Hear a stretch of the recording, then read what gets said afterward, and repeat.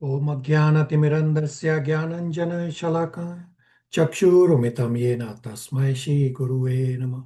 Shri Chaitanya Manopistam Stapitam Yena Bhutale Swayam Rupa Kadamayam Tadati Swapadantikam Vandeham Shri Guru Shri Utapadakamalam Shri Gurun Vaishnavamscha Shri Rupam Sagajatam Sagana Raghunathanvitam Tam Sajivam Sadvaitam Savadutam Parijan Saitam Krishna Chaitanya Devam Shri Radha Krishna Padan Sahagana Lalita Shri Vishakhanvitam Sya He Krishna Karuna Sindhu Dina Bandhu Jagatpate Gopesha Gopika Kanta Radha Kanta Namastute Tapta Kanchana Gaurangi Radhe Vrindavaneshwari Vishabhanu Devi Pranamami Hari Priya Vanchakalpatarupascha Kripa Sindhu Vacha Patitanam Pavanebhyo Vaishnavebhyo Namo Namah.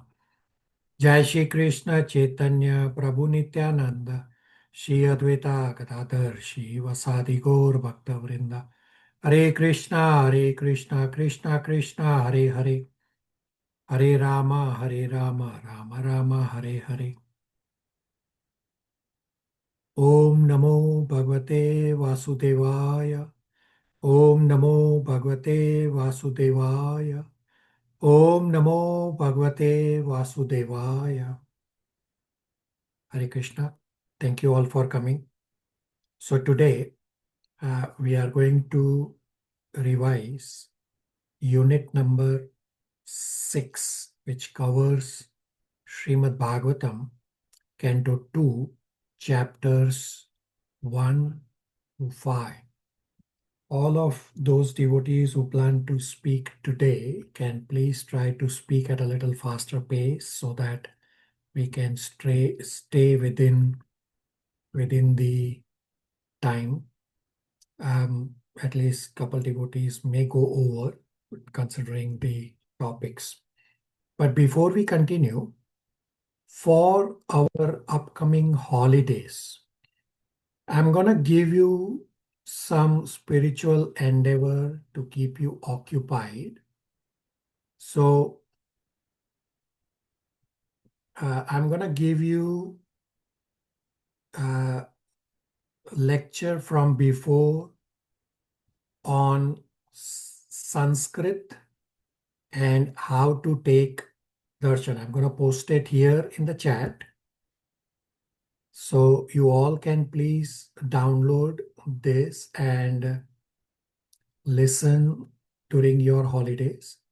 Second, I'm also going to give you Srimad Bhagavatam, Canto 3, Chapter 28, verses 13 to 33 on how to meditate on the limbs of the Lord.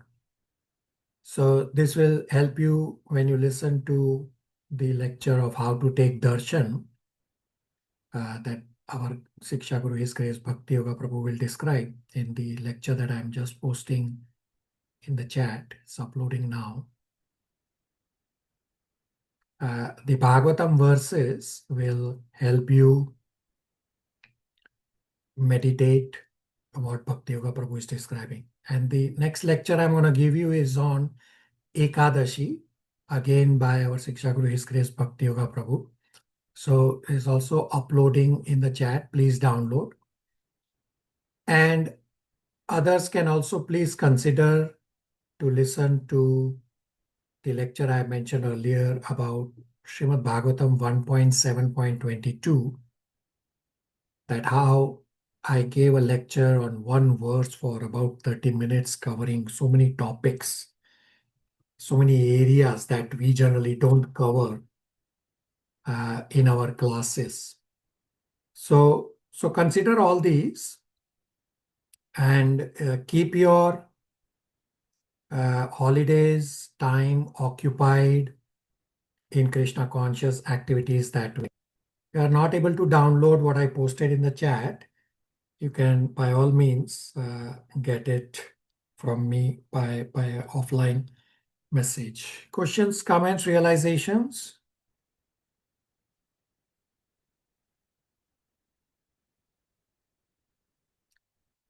All right, so let's start revising unit number 6, which covers Canto 2, chapters 1 to 5.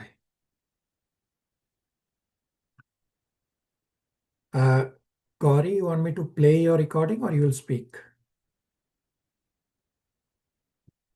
Prabhuji, you can please play the recording. All right.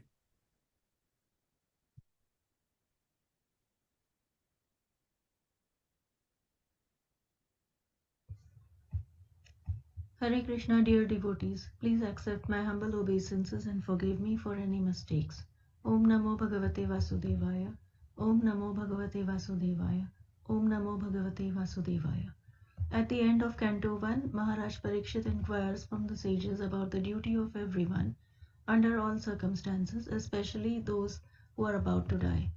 Upon Vyasadev's appearance, Parikshit Maharaj inquires what a man should hear, chant, remember and worship, and what he should not do, and show everyone the way to perfection. Sukadev Goswami starts by first offering obeisances to the Supreme Personality of Godhead.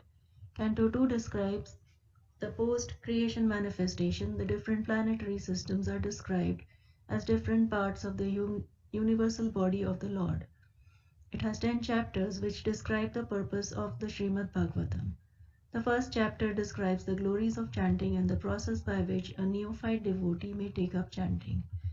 Sukadev Goswami glorifies Maharaj Parikshit's questions. Krishna Katha benefits the hearer, speaker and the inquirer. Grihasthas live together with family but for transcendental realization of the absolute truth. They are aware of ultimate miseries of life, birth, old age, disease and death. They know the ultimate solution is to go back to Godhead. They want to hear the name, form, pastimes of the Lord who is eternal. They are aware that the human life is a combination of matter and spirit soul, Atma Tattva. Knowing that human life is meant to make a solution to the problems of material existence, they work to improve spiritual life. However, the Grihamedis live only for the benefits of family members. They are envious of others. This extends to communities and countries who exist for their benefit and selfish interest. They are blind to the knowledge of the absolute truth. They want to hear the name, form, pastimes for things that are temporary. They spend time in sleeping or sex indulgence at night and money making and spending during the day. Karmis do regulated economic development and associate with women for sex indulgence. They are devoid of Atma Tattva. They work to improve material life. Karmis, though sufficiently experienced, do not realize their inevitable destruction due to their attachment to temporary things, are victimized by ignorance, and are vain in searching for permanent living. Thus, a Grihamedi can desire to get free from all miseries by hearing, glorifying, and remembering the Supreme Personality of Godhead and get success in whatever he is engaged in. The highest perfection of life, which is constant remembrance of the Lord, can be achieved by karmis, jnanis, yogis and bhaktas. Through philosophical speculation, cultivation of mystic powers or discharge of religious duties, one can achieve Narayan Smriti only after associating with a pure devotee. The topmost transcendentalist is above regulative principles, a liberated souls. His forms and attributes are not material. Sukadev Goswami gives his own example as topmost transcendentalist. At the end of the Dwapar Yuga, he studied Bhagavatam through Vyasadeva, who compiled it under the instruction of Narad Muni. Bhagavatam is based on the name, form, attributes, pastimes of the Supreme Personality of Godhead and is spoken by Vyasadeva. It relates the pastimes of the Lord executed in association with his pure devotees. Mentions historical incidents. Bhagavad Gita is the sound incarnation and Bhagavatam is the sound representation. The absolute truth is realized first as impersonal Brahman, next as super soul. An impersonalist, after reading Bhagavatam, can be converted into a transcendentalist. Sukadev Goswami was situated in transcendence since the beginning and had no attachment for mundane activities. Avroha Pantha is the process of receiving transcendental knowledge through bona fide disciplinic succession. Progress depends on the Lord's mercy, and spiritual master explains everything in Avroha Pantha. Disciple needs to have a submissive attitude. Both must be bona fide. The teachings are imparted in Bhagavad Gita, and it prepares one to study Bhagavatam. Vyasadeva explained everything to Sukadev Goswami right from the Janmadhyasya verse, and Sukadev Goswami is now explaining this to his bona fide student. Constant chanting is the way to success. The 10 offenses are: vilify the great devotees who have preached the glories of the Lord. Distinguish the Lord's name as material commodities. Think of the Lord's name as the same as that of demigods. Neglect the orders of acharyas.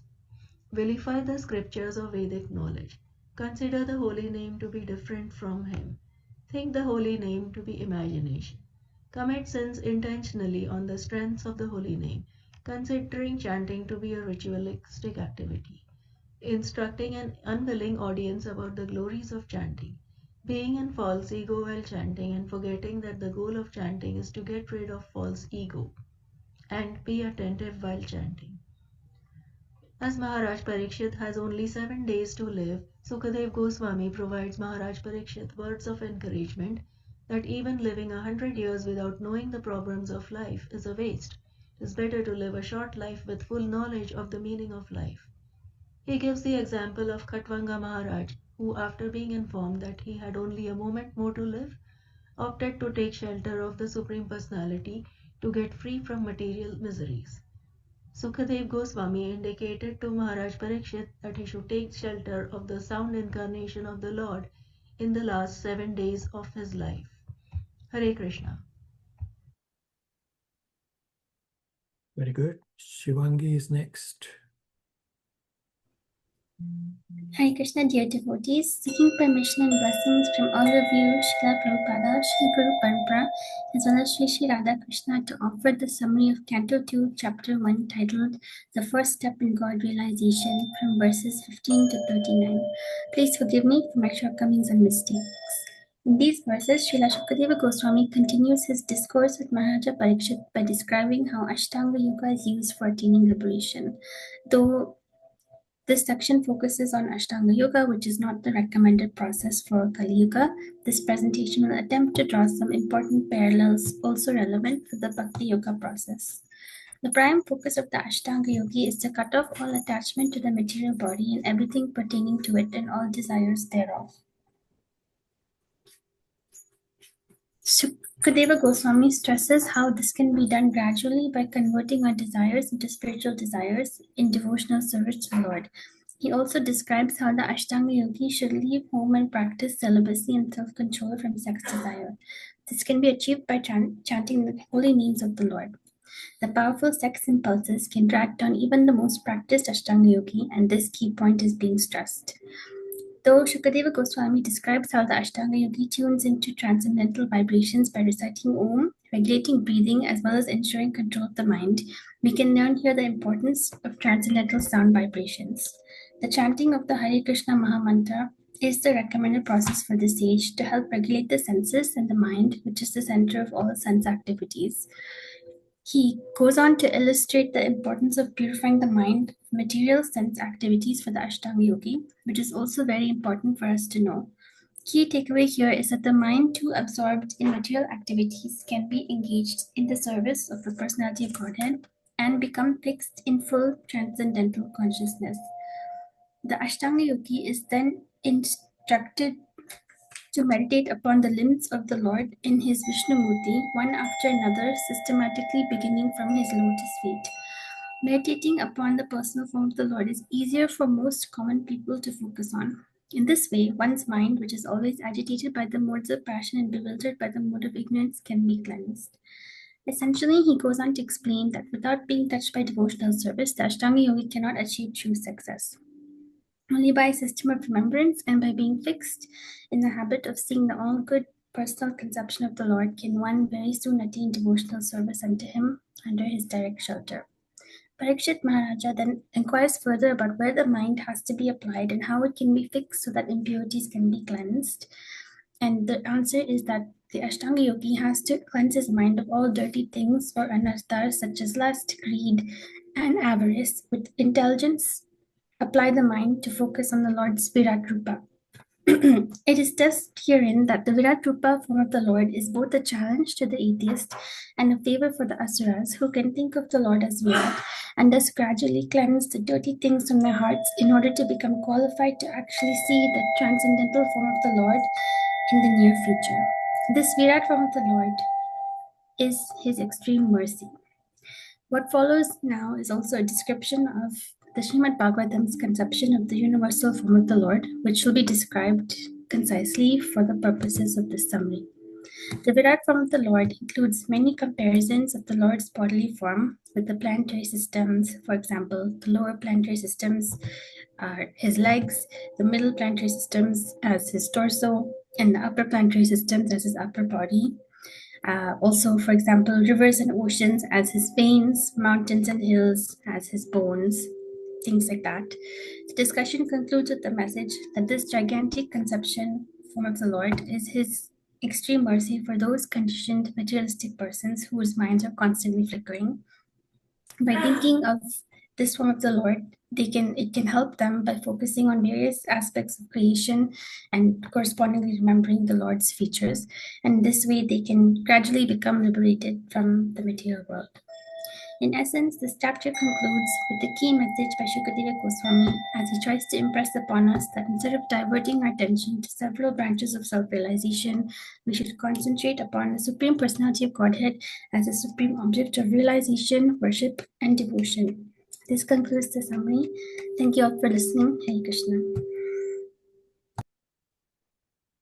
Very good. Any questions, comments, realizations for Gauri and Shivangi?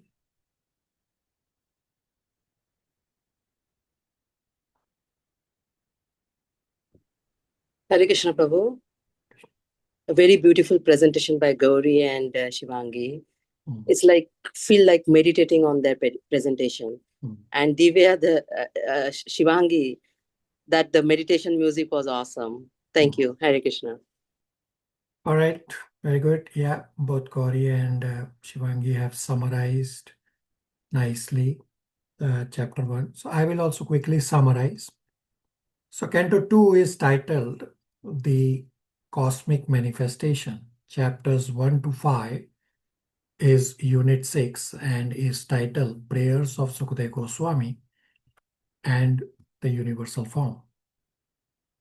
Canto 2, Chapter 1 is titled The First Step in God Realization. The connection between Canto 1 and Canto 2 is that towards the end of Canto 1, Parikshit Maharaj inquired that, O trustworthy Brahmanas, out of all the different duties, first, what is duty a living being must execute in all circumstances?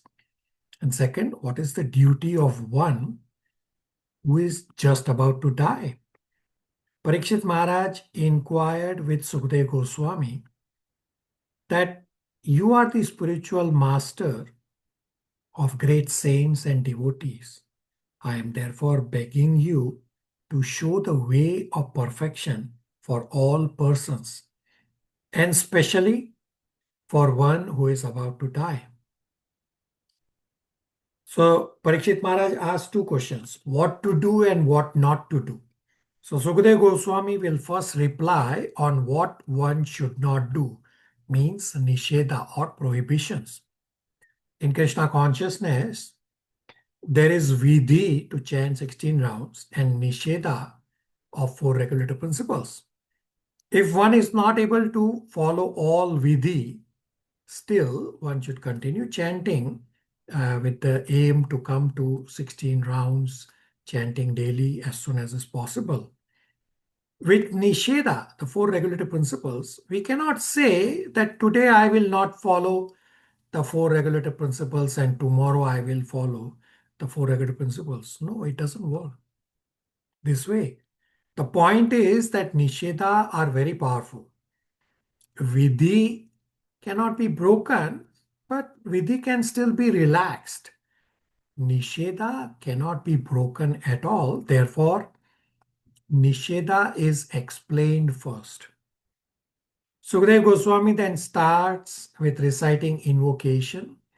Om Namo Bhagavate Vasudevaya, just as we all also recite the invocation prayers. By chanting Om Namo Bhagavate Vasudevaya, one is offering respects to the Supreme Personality of Godhead. Sukadeva Goswami glorifies Parikshit Maharaj's questions because questions and answers about Krishna elevate all to transcendental position. In the purport, Prabhupada explains that topics of Lord Krishna are so auspicious that they purify the speaker, the hearer, and the inquirer. Krishna Katha topics are compared to Ganges, that wherever Ganges flows, land is purified, and persons who bathe in Ganges, they also get some purification. Similarly, Krishna Katha are so pure that wherever they are spoken, the place, the hearer, the inquirer, the speaker, and all concerned become purified. When we hear Krishna Katha, Krishna enters through our ears. Krishna, the sun, arises in our heart by hearing.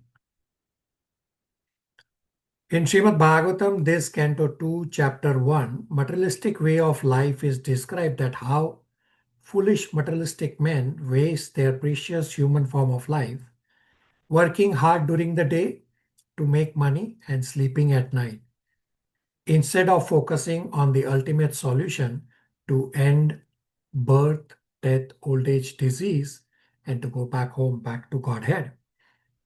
The Grahamedi is materially engrossed people who live for own and family benefit only. Therefore, they are jealous because of selfish interest. Materialistic persons devoid of Atma Tattva are blind to the ultimate knowledge. Therefore, they do not inquire about the real problems of life, of Janma, Mrityu, Jara, Vyadhi, because they are too attached to material things. Although they see death every day, but foolishly they make plans to live here in the material world perpetually. Being too attached to family members, they think relatives are everything, and they want to win over the invincible material nature by the aid of bodily strength of fallible own self, children, wife, relatives, etc. While Grahastha is a real householder who lives according to scriptures for spiritual advancement. Srila Prabhupada's mood and mission in these commentaries is that activities arising from nature are not conducive for self-realization and defeats the purpose of human form of life. Being engaged in material activities, the living soul entangles himself in the cycle of law of rotative actions and the law of birth and death. Just visualize, in this cycle we are already being entangled for at least 155 trillion years. And if we don't disentangle, we'll continue for another at least 155 trillion years in this cycle, and who knows how many more cycles. So what's the solution to end the Janma Mrityu Jara Vyadhi problem of life? Solution is Bhakti Yoga.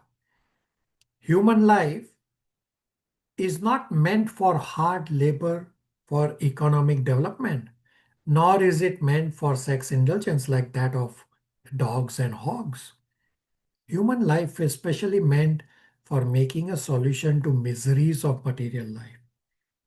Due to poor fund of knowledge, materialistic people do not know the process of going back home to Godhead. The process is to hear about the Supreme Lord, His name, form, pastimes, etc., meaning the Bhakti Yoga process. If one desires freedom from this vicious circle of birth and death, then one must cease to act as a karmi or an enjoyer of the results of one's own good or bad work.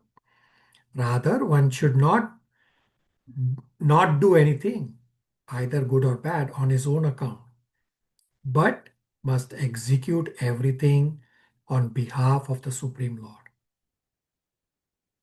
the ultimate proprietor of everything. So I'll repeat, I jumble the words here a little bit.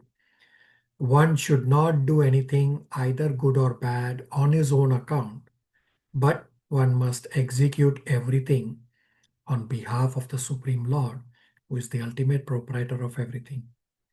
Plus, by following the perfect process of hearing about and glorifying the Lord, all a person's activities become molded into spiritual activities, and thus all material miseries become completely vanquished. Now, to support the Bhakti Yoga process, Sukadeva Goswami first gives his own example as evidence for following the Bhakti Yoga process, that Sukadeva Goswami is already a fully realized devotee. Still, he took up the study of Srimad Bhagavatam, being attracted by the pastimes of Supreme Lord. And Sukadeva Goswami says to Parikshit Maharaj that now I am going to give you that same Srimad Bhagavatam. Srimad Bhagavatam is superior to all literature. Plus, Sukadeva Goswami also gives reference from scripture about Khatwanga Maharaj. The key point from Khatwanga Maharaj's life is to utilize one's life in glorifying the Lord instead of prolonged, wasteful life. So Khatwanga Maharaj was in heaven to fight on behalf of demigods. He won. The demigods then gave him a benediction that you only have a moment's life left. Instead of wanting to enjoy or getting distracted in heaven because of so much opulence and enjoyment in heaven, Khatwanga Maharaj asked the benediction that give me the fastest airplane to take me back to earth so that I can focus my mind on Krishna, because he was already knowing the purpose of life, that a moment's attention on Krishna is better than a prolonged, wasteful life of sense enjoyment. This is the learning. The last part of this chapter 1, Sukadeva Goswami describes Ashtanga Yoga. These Ashtanga Yoga verses are not important in Kali Yuga. Shivangi has already described this nicely. I'll just briefly explain that Parikshit Maharaj inquired where the mind has to be focused. In response, Sukadeva Goswami described the universal form. Srimad Bhagavatam's universal form is neither real nor eternal. This is just a concept to get the material people's material imagination focused from material things to spirituality. Therefore, he describes the concept that big things in the material world linked to the form of the Lord. Say, for example, Patal are like the Lord's lotus feet, rivers are like his veins, mountains are like his bones, trees are like his hair, so that the materialistic people can start focusing on spirituality. Therefore, this chapter 1 is titled First Step in God Realization. Srimad Bhagavatam is taking ordinary materialistic person using his material imagination to focus on the Lord. That's a quick summary of chapter 1. Questions, comments, realizations. All right. Chapter 2, Divya and Archana. Divya.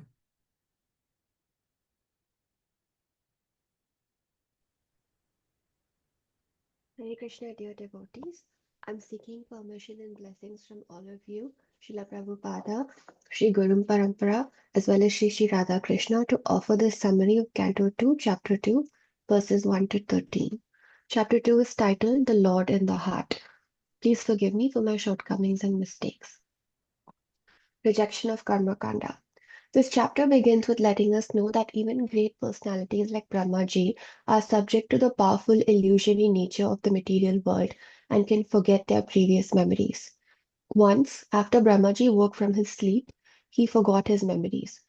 He meditated on the Supreme Lord and regained his memories of creation. Brahmaji is also Jiva Atma, and just like him, we can also meditate on the Supreme Lord to regain our lost consciousness and revive our relationship with the Lord. Sukadeva Goswami goes on to explain that the Vedas are presented in a very misleading format. They focus on karma kanda fruitative activities and the paths to higher planets through demigod worship. People trapped in material illusions worship demigods and unfortunately become like animals who are grazing grass on the way to the slaughterhouse. Their material desires will get fulfilled, but their karmas will increase and they will become stuck in the material world. The Lord has clearly stated in Bhagavad Gita that all planets and universes in the material creation are full of the four miseries: birth, death, disease, and old age. These miseries can only be escaped once we go back to the spiritual world, where we attain real and eternal bliss. Sukadeva Goswami also says that a serious and intelligent transcendentalist must only do the bare minimum of material activities required for basic sustenance. They must not get distracted by the worldly endeavors of business, economics, politics, history, etc., as all these items are not rooted in reality and will waste one's energy and labor. It will divert one away from the divine and our true purpose of life, which is self-realization. Acharyas have said, if the mind is fixed on material things, it cannot be fixed on the Supreme Lord. Additionally, the Lord has provided everything necessary to maintain life through the bounties of Mother Earth, from trees, fruits, rivers, land, etc., and He gives His protection to all those who have surrendered to Him. There is no need to focus on improving the comforts of life or creating attachments when one can simply focus on devotional service to the Lord. This is the ideal lifestyle for sannyasis or those in the renounced order of life. For those who cannot become sannyasis, the Lord has created the Varna Ashram system of life for gradual progression to achieve the same ultimate goal of devotional service. This benefits everyone and advances society on the right path. Description of the Supersoul. The Lord is situated in all living beings as the Paramatma. For humans, He resides in the region near the heart and is about 8 inches in height. He is in his beautiful Janardana form with 4 hands, each holding a lotus, conch shell, wheel of a chariot, and a club. He is dressed in yellowish garments and bedecked with valuable jewels set in gold ornaments, with a glowing headdress and earrings and garlanded with fresh flowers. His eyes are like lotus petals and his expression is smiling. Sukadeva Goswami explains the Lord's beautiful form in detail to teach the impersonalist that the Lord's form is not a devotee's imagination, but it is actual fact. The yogi meditates upon the Paramatma in this form. We should understand that the Lord has numerous forms and all his forms are non-different from each other. We cannot limit him to one line or statement from one scripture. By constantly worshipping the Lord's personal form and performing devotional service to Him, one is performing Bhakti Yoga. Bhakti Yoga gradually frees one from sex desire in the form of profit, adoration, and distinction. A person can measure his progress by checking the degree to which he has been freed from sex desire, just as one can check if his hunger is satisfied from his desire to eat. Thus, purification means getting free from sex desire. One must be fully free from sex desire before one can accept the sannyasi order of life and perform recitation of the Srimad Bhagavatam. Meditation of the Lord should start from his lotus feet and slowly rise higher, limb by limb, until one reaches the face of the Lord. This is also how devotees should take darshan of the Lord's Archa Vigraha form in the temples. Lastly, those who are fully engaged in sense gratification should never meditate beyond the lotus feet of the Lord until they come to a steady practice and are purified enough to progress higher. This concludes the summary. Thank you all for listening. Hare Krishna. Very good. Archana? Hare Krishna, everyone. I request permission and blessing from all the assembled devotee. Srila Prabhupada, Guru Parampara, Shri Shri Radha Krishna, to be able to speak on the subject of Srimad Bhagavatam. Om Namo Bhagavate Vasudevaya. Om Namo Bhagavate Vasudevaya. Om Namo Bhagavate Vasudevaya. I'll be presenting Canto 2, Chapter 2, the Lord in the Heart. From the text 14 to 32, practice and the process of living the body for an advanced yogi. 33 to 37, sadhana bhakti is the best process. This chapter 2 is very technical chapter, and the only one reason we are discussing chapter 2 because Sri Sukadev Goswami spoke the chapter. In chapter 2, spiritual body of a Lord described, so the practice of dharana by perfect yogi. The two part of merging into the Lord, those who decided to give up his body are also described. Dharana means meditating on the visible material object which infer. Dharana on Bhagwan. Now what is the dharana on Bhagwan? Spiritual body of a Lord is dharana, which we have to meditate and how mind has to be applied. In Canto 2, Chapter 1, verse 22, Parishit Maharaj inquired where the mind has to apply and fix so that dirty thought can be removed. And same way, in the previous chapter, Canto 2, Chapter 1, verse 23, Sukadev Goswami replied, one should fix the mind on the gross potency of Lord, meaning the universe form. So that the mind can gradually purified, one can concentrate on the universal form. Mind became purified. In that purified consciousness, yogi are successful in meditating Vishnu form in the heart.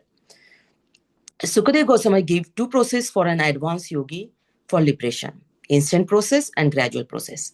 In an instant process, they fix mind on universal form, free from contamination. Fix your mind on a Vishnu Murti in your heart, then will attain perfection. Ashtanga Yoga process in a Satyug is still a Bhakti Yoga. In a Satyug time, people used to have long life of 100,000 years. So they were able to follow this Ashtanga Yoga process. Sukadev Goswami said, whenever the yogi desire to leave this planet of human being, he should not be perplexed about the proper time or a place, but should comfortably sit without being disturbed and regulating the life air and should control the senses by the mind. The mind is easily conquered simply by engaging it at the lotus feet of the Lord. Gradually, by such service, all the senses automatically engage in the service of the Lord. He has no connection with the material world. He is trying to go back to Godhead by following Ashtanga process. That is a Bhakti Yoga via Ashtanga Yoga. This yogi is being described has no intent to go to heaven or to Brahma Loka or to attain any kind of siddhi. This yogi is very clear about his destination. He wants to go back to Godhead, and he has nothing to do with material world. He just trying to take soul out of the body and go back to Godhead. The second process is a gradual process. In a gradual process, there are a different destination. In this process, the yogi take this body as a vehicle to travel from one destination to another destination. They are aware after death, they have to take next body to travel. So it is described, this yogi's interest to see how the planet of Brahmaji, how demigod are enjoying in the heaven, or he want to attain some siddhi. So such yogis also follow Ashtanga Yoga, but they have all this material desire. It takes with him materially holded mind and senses, meaning his mind and senses are going with him. So the yogis is trying to go to different planet, one after the another, because he has the desire to see all this, and he's also trying to get purified simultaneously. There are no anxiety at Brahmaloka, except the anxiety when the yogi see how people are suffering because of karma. And out of compassion, they think of these people and how to help them and elevate them. This is the only anxiety in the Brahmaloka. Otherwise, it is very comfortable. Of course, it is still subject to four miseries: birth, old age, disease, and death. Sadhana bhakti is the best process. Brahmaji is the most intelligent and first living being. He studied Veda 3 times. Then he came to the conclusion of that devotional service is the highest. Always meditate on a Lord Hari in the heart, and one can simply work to relish Lord within the heart. By devotional service, one can perceive Lord presence anywhere and everywhere when the Lord revealed, and it is only possible by bhakti yoga or a sadhana bhakti. There is no need of mechanical, there is no need of machine and a tool for artificial creating comfort. We have to live simple life and use time in a high thinking. Therefore, it's a perfect way to live life to hear Srimad Bhagavatam. And by hearing process, the polluted desire of material enjoyment became purified. Srila Prabhupada gave the conclusion that devotee in a Krishna consciousness don't waste time in a Virat Rupa. Just engage in a devotional service to go back to Godhead. And we will be free from material entanglement. Simply serve spiritual master, serve Gopinath, and chant Hare Krishna, and everything will be all right. This is the quick summary of Canto 2, Chapter 2, The Lord in the Heart. Please forgive me for my mistake and shortcome. Srila Prabhupada ki jai. Hare Krishna. Hare Bol. Very good. Questions, comments, realizations for Divya and Archana? Prabhuji, very beautiful presentations by both Divya and Archana, and Archana's expressive voice, and very meticulously done by all four presenters. Really, really enjoying. Very good. Beautiful presentations by Divya and Archana. Thank you for explaining these difficult concepts. Yes, both Divya and Archana has also done very good presentations like chapter 1 also. I will again quickly summarize chapter 2 as well. Canto 2, chapter 2 is titled The Lord in the Heart. This is a very technical chapter. And just because Sukadeva Goswami has spoken, therefore we are discussing. In this chapter 2, the spiritual body of the Lord is described. The practice of dharana by the perfect yogi is described. There are two paths for merging into the Lord. For those who desire to give up their body, the gradual and the instant path. Dharana on visible material objects which infer the presence of the Lord is described through the universal form. And dharana on the Bhagavan is also described. That how mind can be applied to.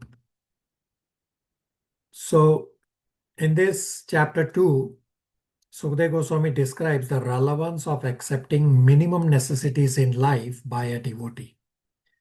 Sukadeva Goswami gives the instant process and the gradual process of liberation. In the instant process, fix your mind on the universal form, free from contamination. Fix your mind on Vishnu Murti in the heart, then you will attain perfection.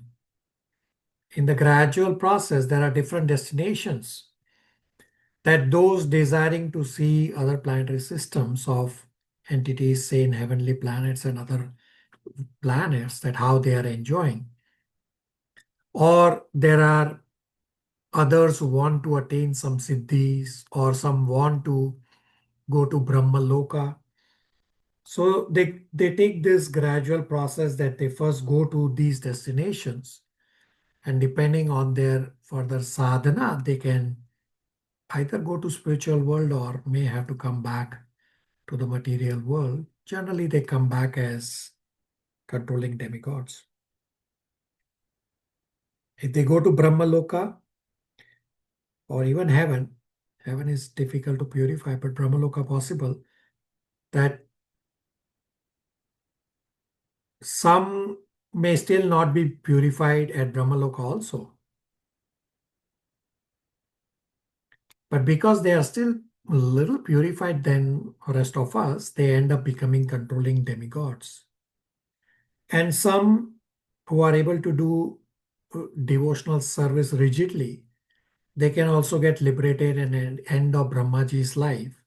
They also go to spiritual world together with Brahmaji.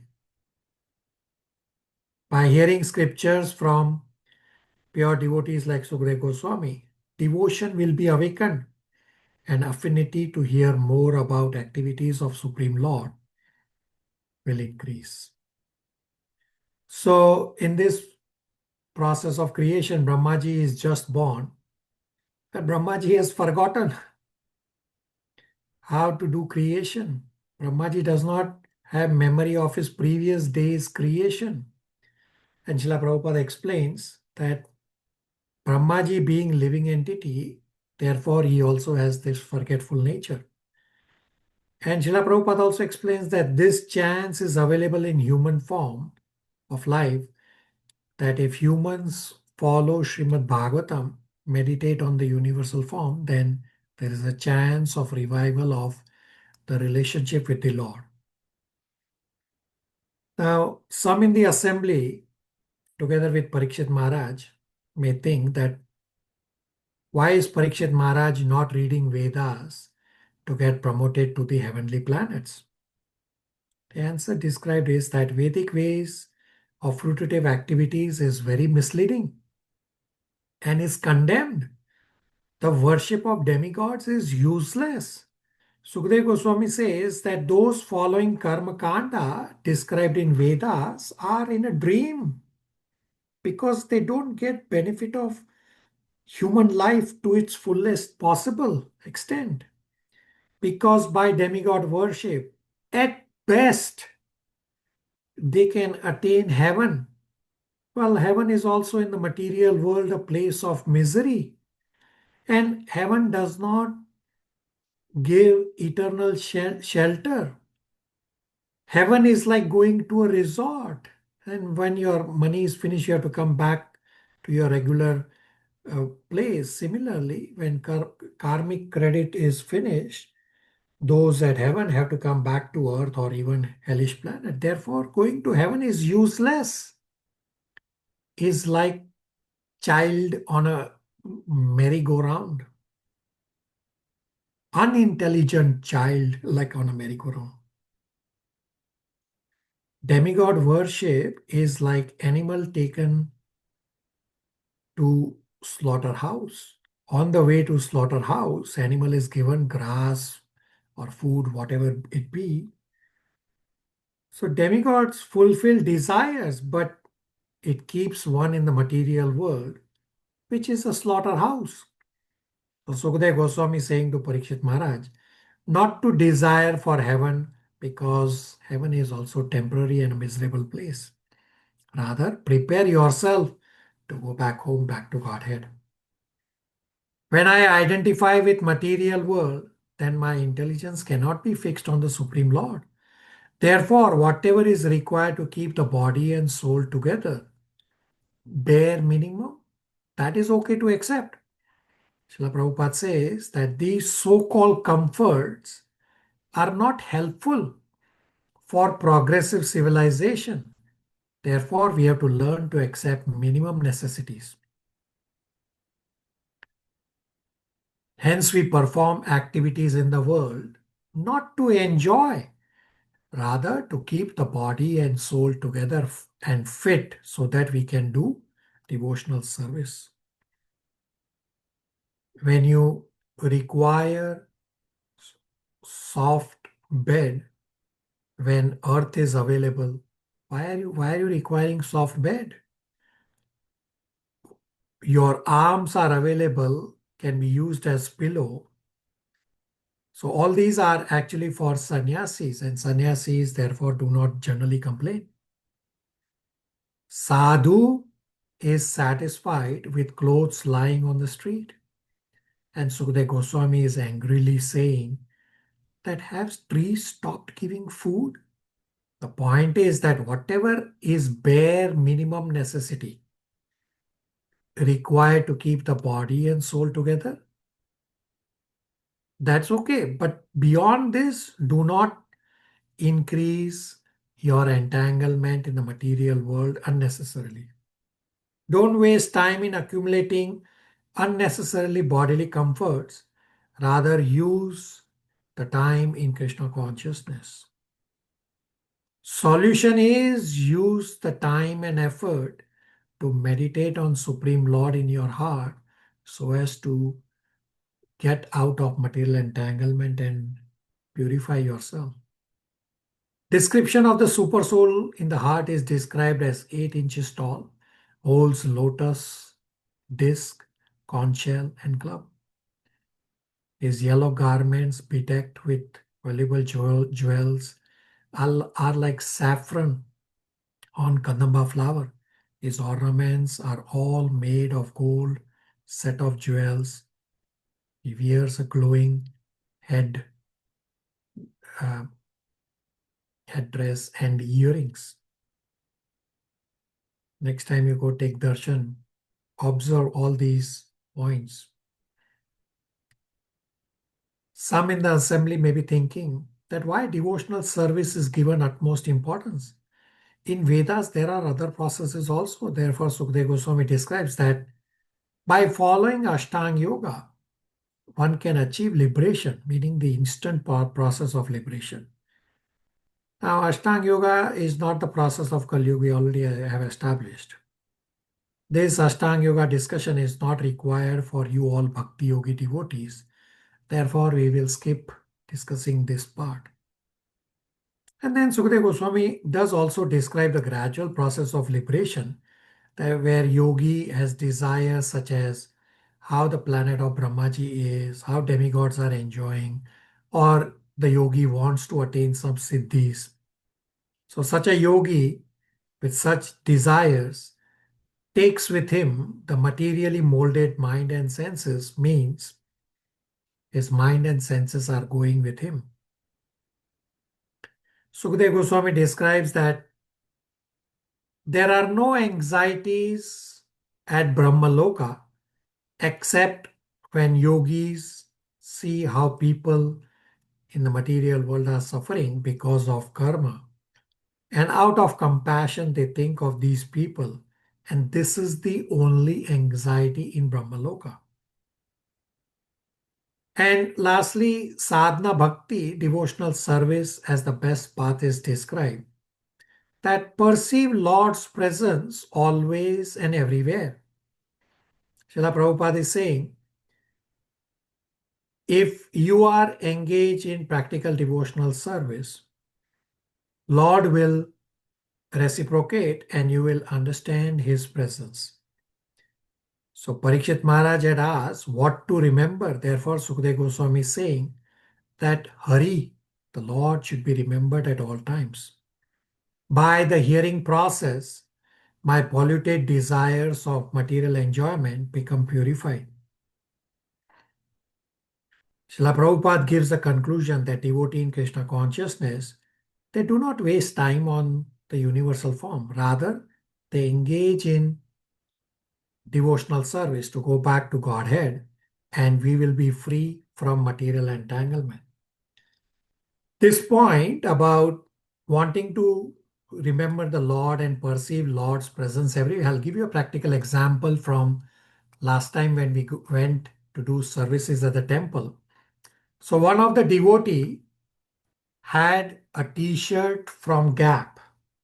So the Gap t-shirt has that Gap written on the t-shirt. So our dear Kamalakanta's wife, Prema Rani, when she saw Gap, she translated as Govindam Adi Purusham.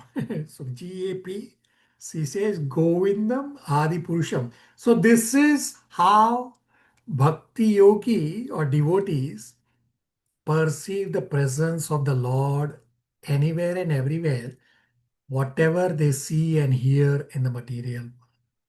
That's a quick summary of chapter 2. Questions, comments, realizations?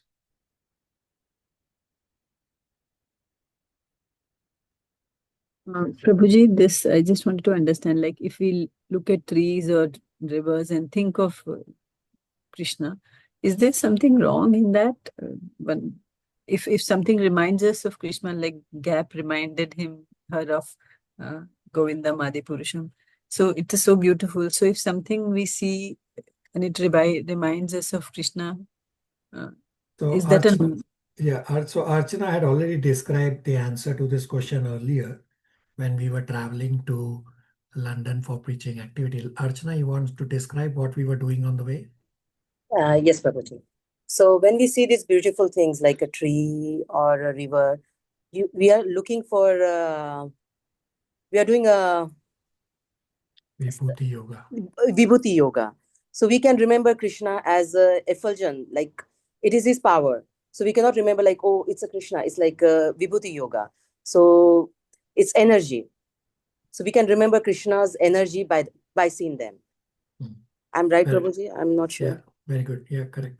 So we have discussed this in chapter 7, Bhagavad Gita, as well as chapter 10, Vibhuti Yoga, that you start by seeing Krishna's presence in all the material beautiful things around us, because they are all emanating from a spark. But you don't just stop at that beautiful thing.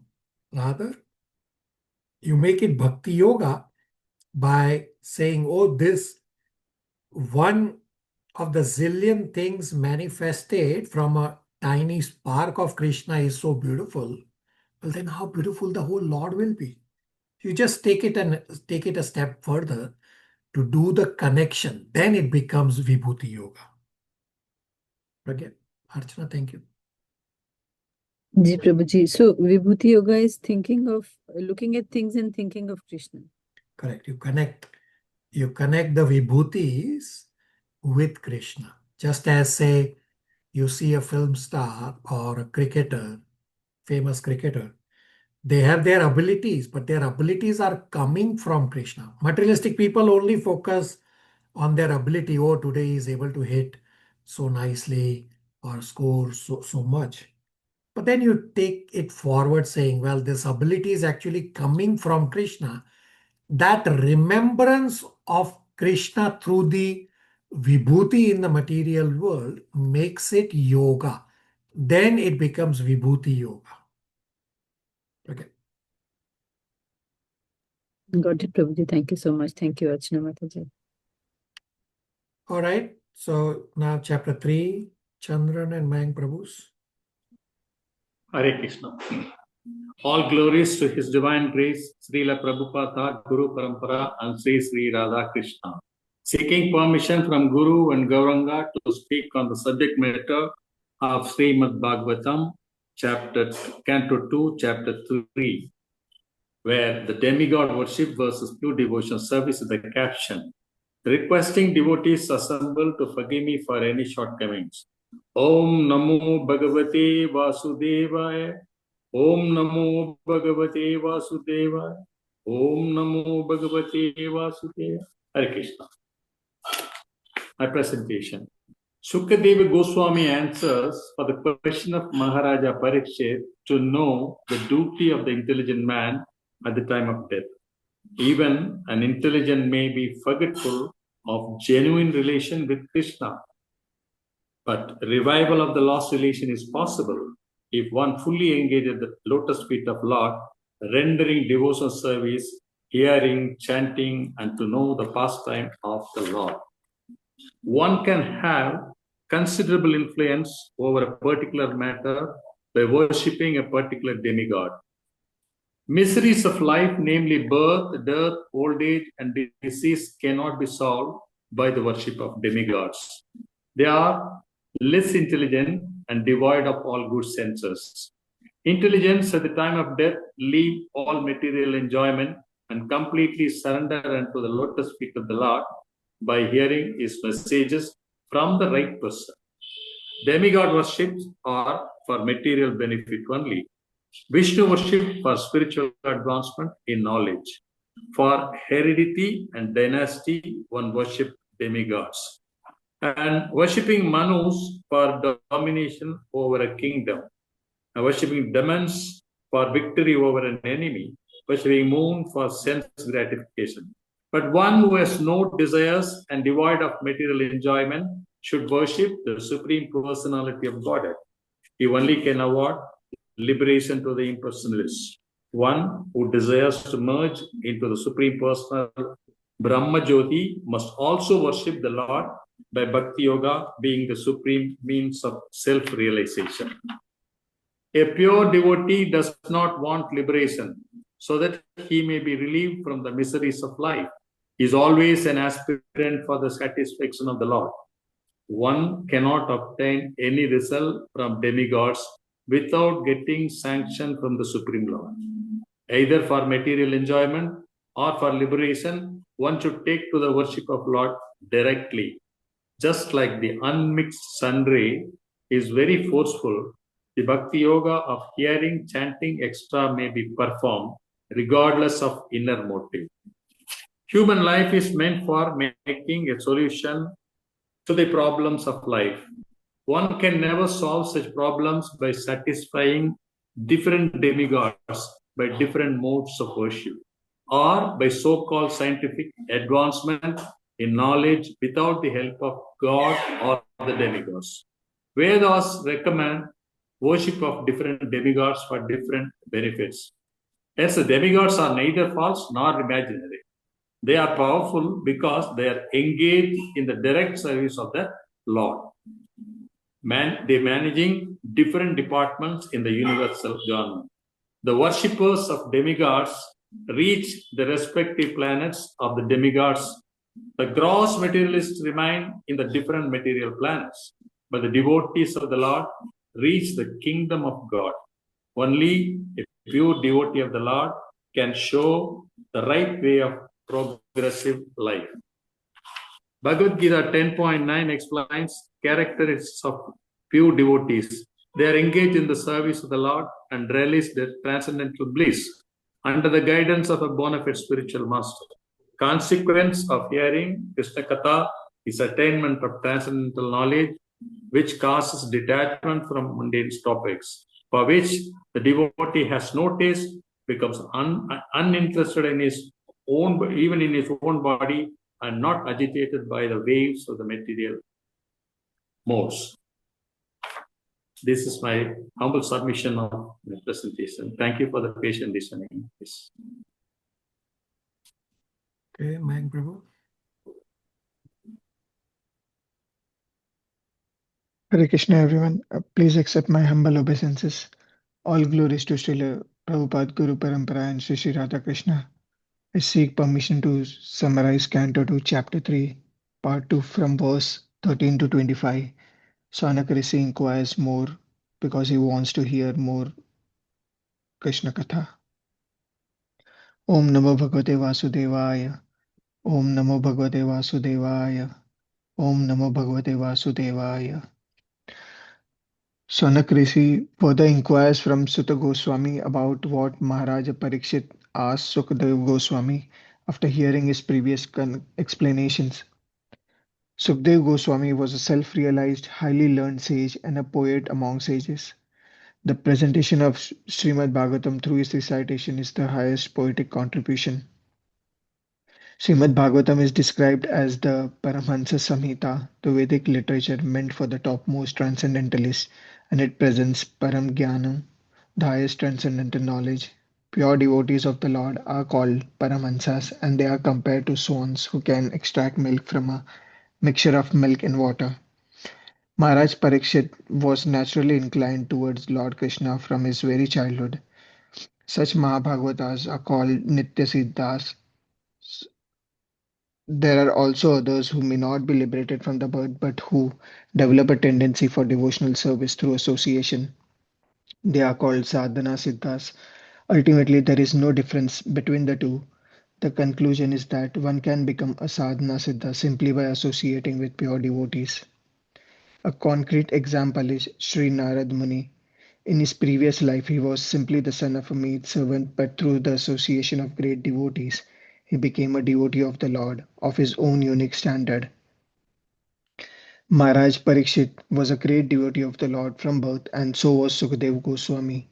Both were on the same spiritual level, although externally, Maharaj Parikshit was a king accustomed to royal facilities, whereas Sukadeva Goswami was a typical renouncer of the world. Therefore, Srimad Bhagavatam, as spoken and heard by these two principal devotees, is meant only for the glorification of the Supreme Lord, the personality of Godhead Sri Krishna. The human form of life is meant to realize a lost relationship with the Supreme Lord by accelerating devotional service. Human life is awarded to the living entity so that one can realize one's spiritual identity and one's permanent source of happiness. Just as a highly potent drug injected intravenously acts at once on the whole body, transcendental topics of the Lord injected through the ear by a pure devotee can act very efficiently. A moment passed in the association of a pure devotee by hearing and chanting the transcendental message of the Lord is a pure guarantee of eternal life and returning home back to Godhead. Srimad Bhagavatam categorizes a common man without spiritual enlightenment into the society of animals. The Bhagavatam openly declares that even if a person is a great leader, if he has no taste for spiritual enlightenment in the sense of Krishna, such a leader is never placed in the category of true human beings due to his aesthetic temperament. If a year is not engaged in the service of the Lord by hearing about him from Bhagavad Gita or Srimad Bhagavatam, the ear holes will be filled with rubbish. Therefore, the message of Bhagavad Gita and Srimad Bhagavatam should be preached very loudly all over the world. Everyone should make it a point to visit the temple of Sri Krishna and regularly bow down before the deity. The first process in the routine work of devotional service is hearing. Hearing by all classes of devotees from authentic sources like Bhagavad Gita and Srimad Bhagavatam is essential. For householder devotees, the path of deity worship is strongly recommended. Engagement in such worship under the direction of a bona fide spiritual master greatly helps householders purify their existence and make rapid progress in spiritual knowledge. Simple theoretical book knowledge is not sufficient for a neophyte devotee. Advancement of material science without God consciousness is a heavy load on the head of human society, and one must take a heed of this warning. The first condition of devotional service is to become the servant of a pure devotee. This is the method of disciplic succession or the devotional parampara. Lord Sri Krishna is the property of his pure unconditional devotees, and only devotees can deliver Krishna to another devotee. A pure devotee does not try to approach the Lord directly, but tries to please the servant of the Lord's servant. In this way, the Lord becomes pleased. The whole process of spiritual culture is meant to change the heart of the human being. With progress in devotional service, this change is exhibited by gradual detachment from the sense of material enjoyment. Hare Krishna. All right. Any questions, comments, realizations for Chandran and Mang Prabhus?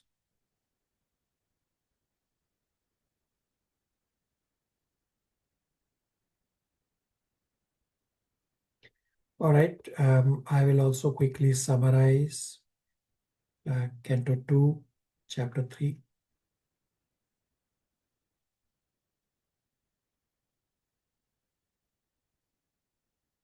Chapter 3 is titled Pure Devotional Service, the Change in Heart. In this chapter 3, Sukadeva Goswami discusses pure devotional service, that how a person engages in devotional service and the destination and the processes of pure devotional service. The importance of devotional service is repeated in this chapter 3 because people are attached to material possessions, children, wealth, etc. When one is engaged in worship of demigods, then one gets temporary and insignificant benedictions. Why one worships demigods is because they have material desires, they have material attachments. All this is lower. In response to Parikshit Maharaj's inquiry as to what a person should do for one who is about to die, Sukadeva Goswami said that Supreme Personality of Godhead, who is in the heart as Super Soul, and Hari should be remembered always, should be the object of our life. Devotional service should be the object. Sukadeva Goswami discusses people are engaged in worshipping other personalities. Now, this is also the answer to Parikshit Maharaj's question that what a person should not do. That don't worship demigods.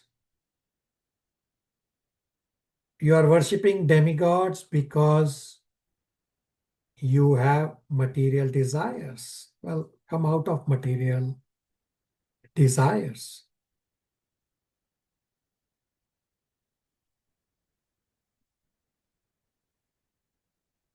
Devotees, they engage in devotional service, while these other materialistic people, they worship demigods for temporary and insignificant material benedictions.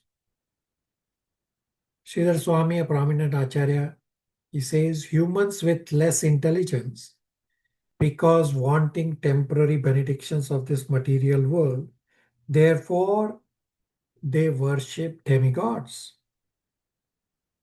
Then the question becomes that if I have desires, who should I worship? And the answer is given in 2.3.10, very beautiful verse, key memorization and a beautiful verse to recite, that akama sarva kamava moksha kama udarati tivrena bhakti yogena yajate purusham param. He says tivrena bhakti yogena. That if one has no desires or one is full of desires or desires liberation, one should worship the Supreme Lord with all their effort. Therefore it says Tivrena. Now when demigods are fulfilling my desires, then why does it say here to get desires fulfilled by Supreme Lord? The answer is when worshipping Supreme Lord, that approach is free of disturbances. Demigod worship is not free of disturbances. Plus, demigod worshippers do not attain the highest perfection. Asking Supreme Lord for devotional service is the highest. But even for material desires, go to Supreme Lord that allows a devotee to enter into the bhakti circle. Demigod worship does not open the doors of bhakti. And you cannot get any benedictions from demigods to begin with unless they are sanctioned by Supreme Lord. So why go through via? So throughout Srimad Bhagavatam, as well as up to now what we have discussed in Srimad Bhagavatam, devotional service is stressed again and again. Few analogies are given to condemn those who are averse to devotional service. That if you do not take shelter of Krishna consciousness in human form of life, then you are wasting time and precious human life. Also discusses how people are uselessly utilizing their senses. Human life is not to be vested in sense gratification like dogs and hogs, donkey and camels. Prabhupada's favorite line, economic development is nonsense. What's the solution? Solution is human life should be used in hearing Krishna Katha more and more. Analogy is given that just like a drug works immediately when injected through intravenously, similarly hearing Krishna Katha in devotee association through ears acts immediately and efficiently. Materialistic people, they argue life is for eating, mating, sleeping and defending. And foolish theories for prolonging life are given because they have no information about the next life. Unless one is trained for higher spiritual standards, they are no better than animals. They are just animals in a human form of life, working 24 hours, running up and down with a suitcase and a tie. Modern education is preparing one to acquire this doggish mentality because modern education is keeping people bound in the material world. Modern education is not teaching how to get out of this material entanglement. Therefore, Prabhupada has called modern education a slaughterhouse. Sonaka Rishi says that what is the use of this body if it is not used in Krishna's service? One's senses are purified simply by being employed in the service of the Lord. If senses are not involved in Krishna consciousness, they become our enemy. Ear holes are like holes of snake if ears are not used to listen to the message pastimes of the Lord. Tongue is like the frogs croaking, inviting snake to eat them if tongue is not used to sing, chant the glories of the Lord. Even if head is crowned with a silk turban, is actually a burden if the head is not bowed down before the Lord. Even if hands decorated with glittering bangles are like hands of a dead man if hands are not engaged in service of the Lord. Eyes are like printed plumes of peacock if eyes are not used to see the Lord's beautiful form, name, qualities, etc.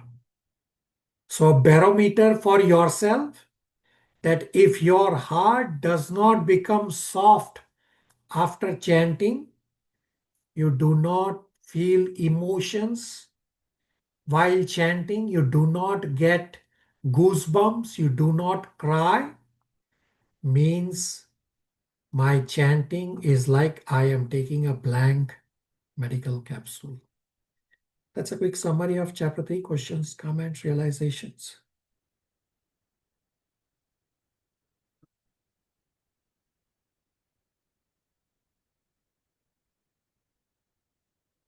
Nitya is next for chapter 4. Hare Krishna, everyone. Seeking permission from all assembled devotees, Srila Prabhupada, Guru Parampara, Sri Sri Radha Krishna, to speak on Srimad Bhagavatam, Canto 2, Chapter 4, the process of creation today. Please forgive me for any shortcoming. Om Namo Bhagavate Vasudevaya. Om Namo Bhagavate Vasudevaya. Om Namo Bhagavate Vasudevaya. The sages want to know more of the discussion between Sukadeva Goswami and Maharaj Parikshit, as they are both devotees absorbed in transcendental knowledge and Krishna Katha. Their earnest desire was to hear more Krishna Katha. To become a pure devotee of Lord Krishna, two things are very essential, namely, having a chance to be born in a family of a devotee and having the blessings of a bona fide spiritual master. By the grace of Lord Krishna, Parikshit Maharaj had both these opportunities. He was born in a family of such devotees as the Pandavas, and the Lord had specifically saved him in the womb of his mother from the Brahmastra released by Ashwatthama. And later on, by the arrangement of the Lord being cursed by a Brahmin boy, the Maharaj was able to get the association of a spiritual master as Sukadeva Goswami. By hearing from Sukadeva Goswami that one should worship the Lord only and no one else, whether with desires, without desires, or seeking liberation, Maharaj Parikshit was perfectly able to concentrate his mind fully on Lord Krishna. Due to his wholehearted attraction for Lord Krishna, he was able to give up all of his material attachments. As a devotee of the Lord, he was always executing his royal duties on behalf of the Lord. A devotee never thinks of his material paraphernalia as his own, but surrenders everything to the service of the Lord. Attachment for the material paraphernalia and for Lord Krishna go poorly together, as one attachment is the path of darkness and the other is the path of light. Where there is light, there is no darkness, and where there is darkness, there is no light. But an expert devotee can turn everything to the path of light by an attitude of service to the Lord, as exemplified by Maharaj Parikshit. When one hears Srimad Bhagavatam, even for a day, as did Maharaj Parikshit from Sukadeva Goswami, one is able to lose all affinity for material things. Maharaj Parikshit, with his mind fixed on Lord Krishna, renounced all sort of fruitive activities, namely acts of religion, economic development, and sense gratification. Such regulated activities prescribed in the Vedas are called karma kandiyas, and they are for the householders to enjoy material prosperity in this life and next. Maharaj Parikshit, hearing from Sukadeva Goswami, perfectly understood that Lord Krishna is everything, and fixing his mind firmly onto the lotus feet of the Lord, renounced all modes of karmakandya activity. Hearing from Sri Sukadeva Goswami, Parikshit Maharaj stated that his ignorance was gradually destroyed. Devotional hearing of Lord's messages is not like hearing ordinary topics. Therefore, the action will be felt by the sincere hearer by the gradual disappearance of ignorance. Parikshit Maharaj asked the most important question of creation of the phenomenal universe, which were inconceivable even for the demigods. Maharaj did not ask Sukadeva Goswami to narrate Lord's pastimes in Vrindavan. He wanted to hear first about the creation of the Lord. And Sukadeva Goswami, though he knew the time was short, did not go directly to the transcendental pastimes of the Lord in the 10th canto. Both proceeded systematically, so that the future readers and hearers would follow the example of hearing and reading Srimad Bhagavatam. Those who are in the material world under the influence of Maya, the external energy of the Lord, must know that the external energy is working under his direction, and afterwards one can understand the working of his internal energy. Durga Devi is the shadow energy of the Lord, and behind her astonishing display of material working is the direction of the Lord, as confirmed in Bhagavad Gita 9.10. Therefore, the neophyte devotee needs to know how great the Supreme Lord is by inquiring about the process of creation. A common man, only by the gradual process of service and inquiry, reaches the stage to understand Lord's internal energy manifested in his transcendental pastime. The creation is inconceivably wonderful, and even learned scholars and scientists have no knowledge. Only when one knows Lord's greatness can one place his unflinching faith in the Supreme Lord. Otherwise, like the common man, even the great leaders will mistake Lord Krishna for one of the demigods, a historical personality, or a myth. Creation is also one of Lord's pastimes. A study of Srimad Bhagavatam must start with the first canto and proceed chapter by chapter to get the Lord's mercy. Maharaj Parikshit already knows about creation, which bewilders even the demigods. So his inquiry is for the benefit of all. Lord is unlimited, and his activities are unfathomable. We can know something of the unlimited only when explained by the unlimited, as has been done by the Lord himself in Bhagavad Gita. It can be known to some extent from realized souls like Sukadeva Goswami, who learned it from Vyasadeva, a disciple of Narada. Thus, perfect knowledge can only be received in disciplic succession and not by any form of experimental knowledge. In Brahma Samhita 5.1, Brahmaji admits Lord Krishna to be the supreme cause of all causes. Ishwaram Parama Krishna Sachidananda Vigraha Anadaradir Govinda Sarvakarana Karanam. The Supreme Lord is beyond the limit of conception for the mundane scholars, scientists, and philosophers. He is easily understood by one who is a pure, unconditional devotee. Sukadeva Goswami recites the Mangalacharan prayers before describing the process of creation. The devotees of the Lord, by delivering speeches and describing the attributes of the Lord, do not think that they can do anything independently. They think they can speak only when induced to speak by the Supreme Lord. These prayers are very important even to comprehend the messages of Srimad Bhagavatam. Sukadeva Goswami prayed for Lord's mercy so that he is able to repeat the very same message spoken by the Lord to Brahmaji and Brahmaji to Narada Muni. Therefore, the statements of creation spoken by Sukadeva Goswami are perfectly correct, and one who hears it gets the perfect information of material creation. Thank you. Very good. Any questions, comments, realizations for Nitya?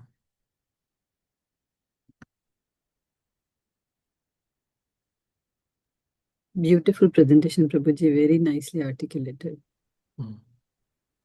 And recitation, so beautiful.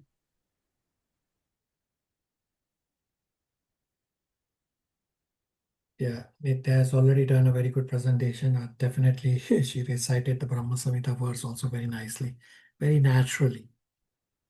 Very good. I will also quickly summarize chapter 4. although it will be largely a repeat of what Nitya just said.